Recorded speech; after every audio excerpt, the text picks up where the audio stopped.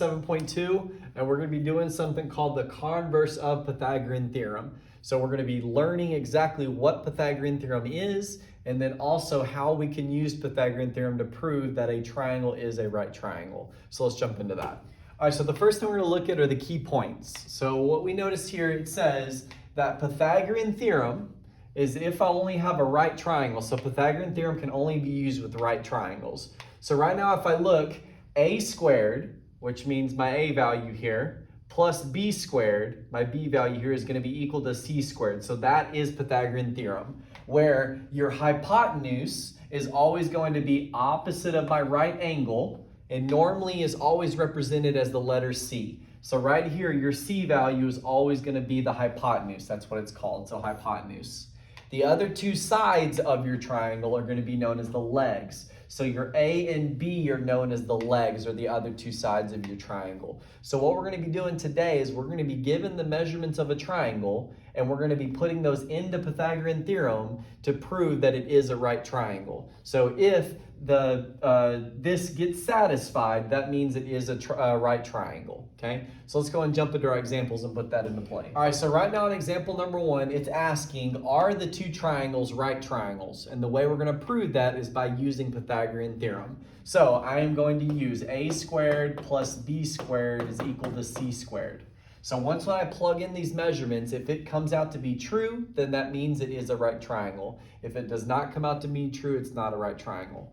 So normally my longest side is always going to be my hypotenuse. My longest side is going to be my c value. So I'm going to put that in for c. So this is my c. And now my other two legs, it does not matter which one I do, A or B. So I'm going to call this one A, I'm going to call this one B. It does not matter.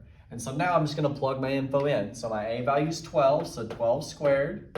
My B value is 9, so 9 squared. And my C value is 15, so 15 squared.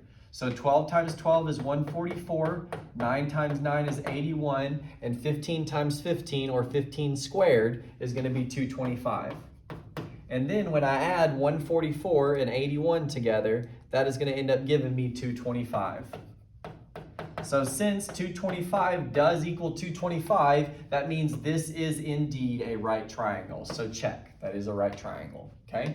So let's check out my other one now, ladies and gentlemen, okay? So same concept again. So I'm going to use Pythagorean theorem to prove that this is a right triangle. So a squared plus b squared equals c squared, okay? So again, my c value is always going to be my longest side, okay? Then it does not matter which one I do, A or B. So I'm going to do this A, I'm going to do this B, okay? So I'm going to plug in my info now. So A is going to be 32.5 squared, plus B, which is going to be 39 squared, plus C, which is going to be 48.5 squared, okay? So I'm going to go ahead and do all the math here and then see if it works out. So 32.5 squared plus 39 squared is going to equal 2,577.25. And then 48.5 squared is going to end up equaling 2,352.25. So right now, if you look, ladies and gentlemen, these two values are not equal to each other. So that means this is not a right triangle. So this one is, because it satisfies the the Pythagorean theorem. This one is not a right triangle because it does not satisfy the Pythagorean theorem, okay? Let's jump over to example number 2.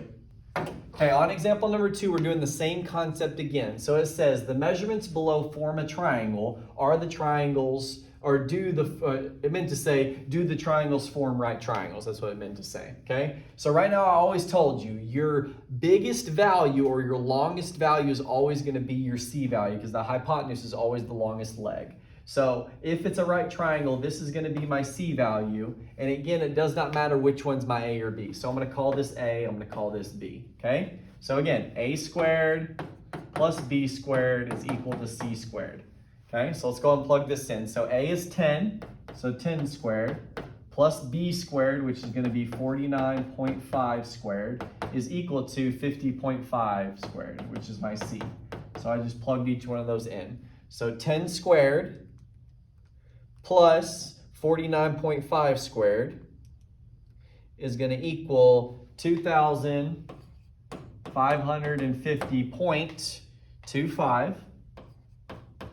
And then if I do 50.5 squared, that is going to give me 2,550.25. So ladies and gentlemen, if you look, both of them are going to be congruent to each other. It satisfies it. So that means, yes, this is a right triangle. It checks out. So those three measurements would make a right triangle.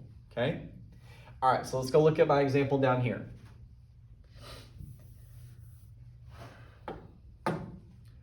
All right, so now on this one, I'm doing the same concept again. Remember, my longest leg is always going to be my C value, and it does not matter which one I'm making my A and B. So I'm just going to make that A and B right there. So I'm going to plug that into Pythagorean theorem. So A squared plus B squared equals C squared. So 9 times 9 is 81. 12 times 12 is 144. If I add those together, it gives me 225. And 15 squared is going to give me 225. So ladies and gentlemen, this is going to end up making a right triangle because it's the same measurements as my first one over here. So this does make a right triangle as well. Okay, let's jump over to example number 3. Okay, so now on these examples, it's asking me if it's acute, obtuse, or a right triangle. So what that means, if I end up doing A squared plus B squared, and if it's equal to C squared, that means it's going to be a right triangle, okay? If I work out A squared plus B squared, and my two legs are greater than C squared, then that means it's going to be an acute triangle. If I work out A squared plus B squared and it's less than C squared, that means it's going to end up being an obtuse triangle. So again, if the legs are bigger, that means this is little, so it's acute. If the legs are smaller, then that means this is going to be obtuse triangle. Okay, so let's go and work this out and see if I can figure out which one's right, acute or obtuse. Okay, so here we go. So looking at my first one, so remember, my longest leg is always going to be my C value. And then the other two, it doesn't matter if I do it A or B. So let's go and work this out. So now I'm going to have A, and I'm going to go ahead and make 12A and 9, I'm going to make B. Okay, so here we go. So I'm going to have 12 squared plus 9 squared is going to be equal to 17 squared. Or not necessarily equal, but we'll see what it is when we work it out. So 12 times 12 is 144. 9 times 9 is 81. And then so 17 times 17 is going to give me 17 squared is going to give me 289. And when I add these together, 144 and 81, I should get 225 and 289. So right now, again, if this one is bigger, because it is, my C value or C squared is bigger, that means it's going to be an obtuse triangle. So right now, ladies and gentlemen, this triangle is going to be an obtuse triangle because when I worked out Pythagorean theorem, my C squared was bigger than my two legs. Okay? All right, let's go ahead and look at my next example. So right now in my next example, remember the longest leg is always going to be my C value, and the other two, it does not matter. So I'm going to call this A, I'm going to call this B. So let's go and plug it into my Pythagorean theorem. So 9.6 squared plus 18 squared is going to be equal to 20.1 squared. And again, I put the equal sign there just to go ahead and put a placer, but it's going to end up being bigger or smaller if we need to. So 9.6 squared plus 18 squared is going to end up giving me 416.16. And then 20.1 squared is going to end up giving me 404.01. So right now, if you look, my legs are actually bigger. So if my two legs squared added together is bigger than my C squared, that means this is going to be an acute triangle.